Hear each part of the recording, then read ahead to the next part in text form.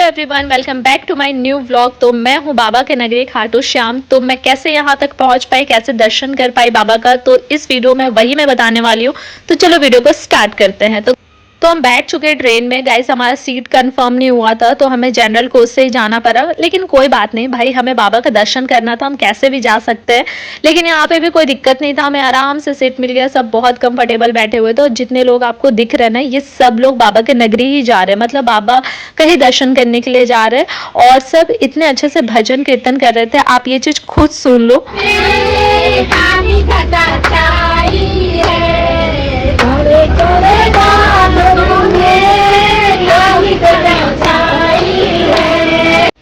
Guys देखो, सब इतने अच्छे से एंजॉय कर रहे हैं, बाबा के नगरी जा रहे हैं इतने अच्छे से भजन करते हुए। मुझे बहुत अच्छा लग रहा था इन लोगों को देखकर।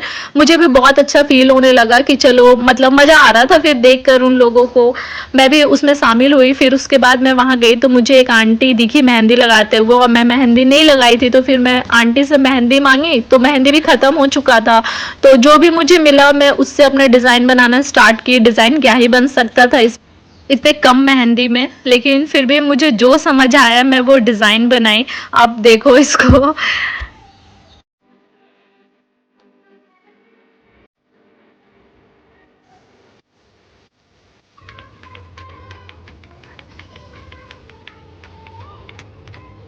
फिर मेहंदी लगाने के बाद मैं नाम लिख रही थी अपने पति का और अपना खुद का, क्योंकि बिना नाम का हमारा मेहंदी कंप्लीट नहीं होता है। तो मैं नाम लिख ली।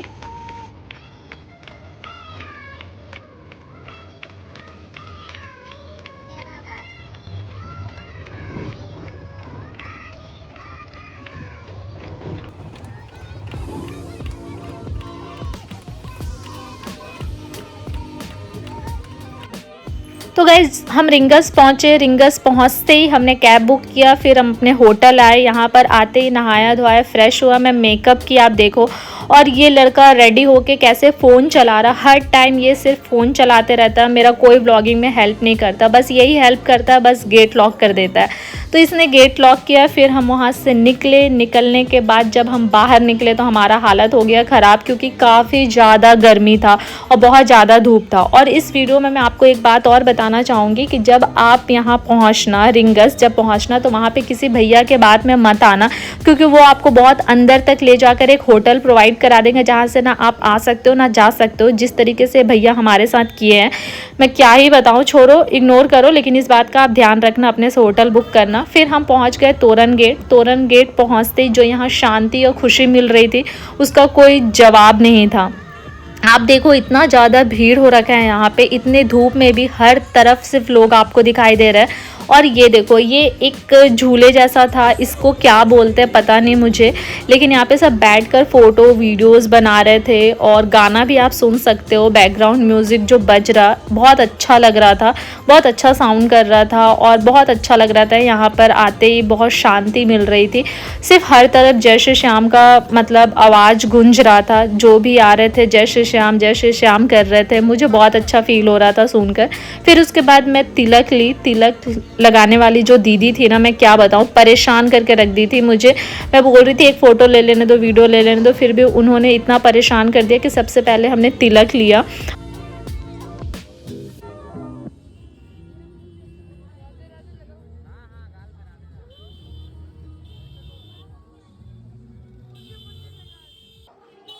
तिलक करवाने के बाद हमने बाबा के लिए गुलाब का फूल, मोर का पंख और इत्र का सीसी लिया, क्योंकि बाबा को यही चढ़ता। प्रसाद में आप पेड़ा ले सकते हो या फिर जो भी आपको पसंद हो बाबा को भोग लगाने के लिए, आप वो प्रसाद ले सकते हो। फिर उसके बाद प्रसाद लेने के बाद हम निकल गए बाबा का दर्शन करने के लिए। और इतना ज़्यादा धूप था कि क्या बताए। फिर आप साथ में निकलना, क्योंकि यहाँ पे काफ़ी ज़्यादा भीड़ होता है। आप देखो, हम यहाँ पहुँच भी चुके हैं। और ये जो लाइन था ना, मैं क्या बताऊँ, इतना ज़्यादा लंबा लाइन था और इतने सारे खंड खंड लाइन बने हुए थे ना कि कन्फ्यूज़न था कि किस तरफ जाए कि बाबा का अच्छा से दर्शन हो। लेकिन हम वहाँ पे पूछे एक दूसरे से तो पता चला कि लेफ़्ट साइड से अगर आप बाबा का दर्शन करने के लिए जाओगे तो बाबा का नज़दीक से आपका दर्शन होगा। तो इस बात का आप ध्यान रखें, अगर आप बाबा को सामने से देखना चाहते हो बिना VIP टिकट लिए, तो आप लेफ़्ट साइड में रहना, तो आपको बाबा बहुत सामने दिखेंगे, अच्छे से आप दर्शन कर पाओगे।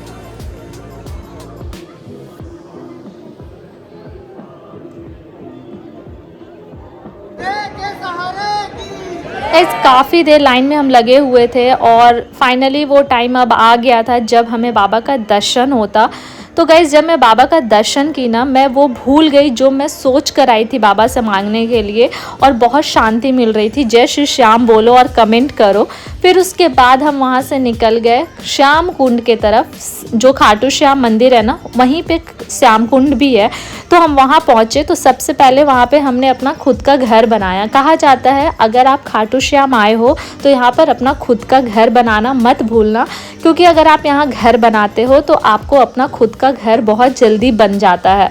तो मैं और मेरे हस्बैंड हम दोनों मिलकर हमने सबसे पहले घर बनाया, क्योंकि हमें घर की बहुत ज़्यादा ज़रूरत थी। यही श्याम कुंड है। और मैं आपको बता दूं, खाटू श्याम जी का नाम बर्बरी था। जब महाभारत चल रहा था तो श्री कृष्ण ने बर्बरी जी का शिष्य को दान में मांगा था। तो बर्बरी जी ने खुशी खुशी अपने सर को दान में दे दिया था श्री कृष्ण को। और श्री कृष्ण ने कहा था कि तुम्हें हमारे नाम से जाना जाएगा, श्याम के नाम से जाना जाएगा, इसलिए इनका नाम श्याम पड़ा।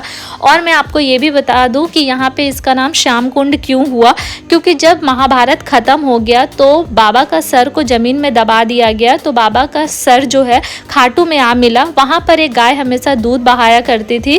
तो फिर लोगों ने नोटिस किया, जब वहाँ खुदाई हुआ तो बाबा का सर मिला, इसीलिए इसे श्याम कुंड कहा जाता है। और ये भी कहा जाता है कि जो भी यहाँ पे स्नान करते हैं उनके दुख पाप दूर हो जाते हैं। तो इसीलिए सब यहाँ आते हैं तो स्नान करते हैं और जल को भरकर अपने घर भी लेकर जाते हैं। इस तरीके से ख़त्म हुआ हमारा बाबा का दर्शन।